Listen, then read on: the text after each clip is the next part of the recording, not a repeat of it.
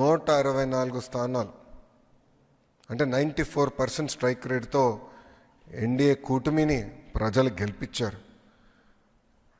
కూటమి నినాదం ఒకటే, ఒక రాష్ట్రం ఒక రాజధాని అభివృద్ధి వికేంద్రీకరణ.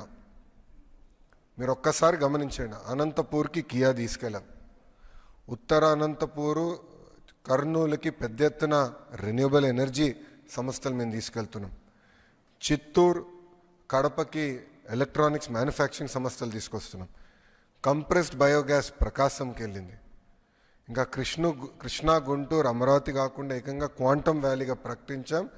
158 క్యూబిట్ క్వాంటమ్ కంప్యూటర్ కూడా జనవరి మాసంలో ఇక్కడ రాబోతుంది. ఉభయ గోదావరి జిల్లాలో పెద్ద ఎత్తున మేము మన ఆక్వాని ప్రోత్సహిస్తున్నాం. కర్నూలుకి వచ్చేగల డ్రోన్ సిటీగా కూడా అక్కడ ప్రకటించాం. పెద్ద ఎత్తున పెట్టుబడులు కర్నూలు జిల్లా కూడా తీసుకొచ్చాం. క్యాంపకోలా లాంటి కంపెనీలు కూడా కర్నూలుకి తీసుకెళ్ళాం. ఇంకా ఉత్తరాంధ్రకు వచ్చేగల భారతదేశంలోనే అతిపెద్ద steel plant, data city, pharma కంపెనీలు, మెడికల్ డివైస్ మ్యానుఫ్యాక్చరింగ్, ఐటీ పరిశ్రమలు మేము ఈరోజు తీసుకెళ్తున్నాం.